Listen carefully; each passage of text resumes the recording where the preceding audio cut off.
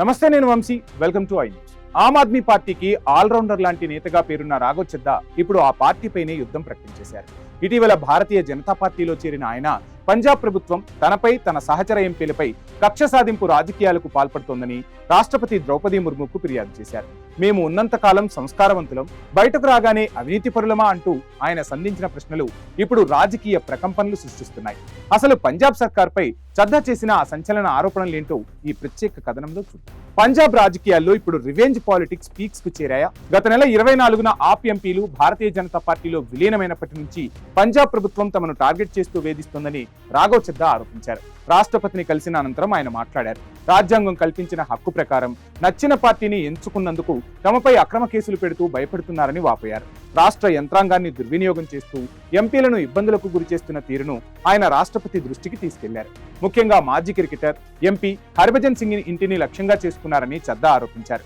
బజ్జీ ఇంటి గోడలపై ద్రోహి అని రాసి పంజాబ్ పోలీసుల సమక్షంలోనే రాళ్లతో దాడులు చేయించారని ఆయన పేర్కొన్నారు. ఒక వరల్డ్ కప్ హీరోపై ఇలాంటి దాడులు జరగడం దురదృష్టకరమని, ఆయన కుటుంబాన్ని కూడా అసభ్య పదజాలంతో దూషిస్తున్నారని మండిపడ్డారు. కేవలం రాజకీయ అభిప్రాయం మారినంత మాత్రాన ఒక క్రీడా దిగ్గజాన్ని ఇలా వేధిస్తారా అని ప్రశ్నించారు. మరోవైపు పారిశ్రామికవేత్త ఎంపీ రాజేంద్ర గుప్తాను కూడా వదల్లేదని చద్దా తెలిపారు. పంజాబ్ మాల్వా ప్రాంతంలో 30,000 మందికి ఉపాధి కల్పిస్తున్న ఆయన ఫ్యాక్టరీపై కక్ష కట్టి నీటి సరఫరా నిలిపివేయడమే కాకుండా పొల్యూషన్ బోర్డుతో దాడులు చేయిస్తున్నారని ఆరోపించారు. పారిశ్రామికవేత్తలను భయపెట్టి పంజాబ్ ఆర్థిక వ్యవస్థను దెబ్బతీయాలని ప్రభుత్వం చూస్తోందని విమర్శించారు. ఎంపీ సందీప్ పాఠక్ విషయంలో కూడా సెక్యూరిటీని తొలగించి బెయిల్ రాని సెక్షన్ల కింద తప్పుడు కేసులు నమోదు చేశారని చద్దా మండిపడ్డారు. ఆప్ ఇతర పార్టీలపై విమర్శలు చేస్తుంది, కానీ ఇప్పుడు స్వయంగా వారే ప్రమాదకరమైన ప్రతీకార రాజకీయాలకు పాల్పడుతున్నారని చద్దా ఎద్దేవా చేశారు. ప్రస్తుతం నమోదు చేస్తున్న ఎఫ్ఐఆర్లు, నోటీసులు అన్నీ కల్పితాలని, న్యాయస్థానాలు వాటిని చెత్తబుట్టలో వేస్తాయని ధీమా వ్యక్తం చేశారు.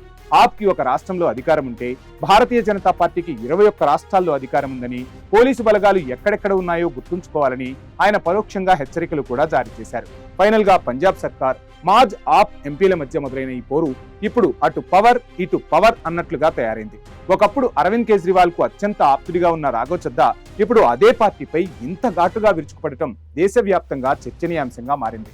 పంజాబ్ సర్కార్ చద్దా ఆరోపణలను ఎలా ఎదుర్కొంటుంది, రాష్ట్రపతి ఈ వ్యవహారంలో ఎలాంటి నిర్ణయం తీసుకోబోతున్నారు అన్నది ఇప్పుడు రాజకీయ వర్గాల్లో ఆసక్తి రేపుతోంది.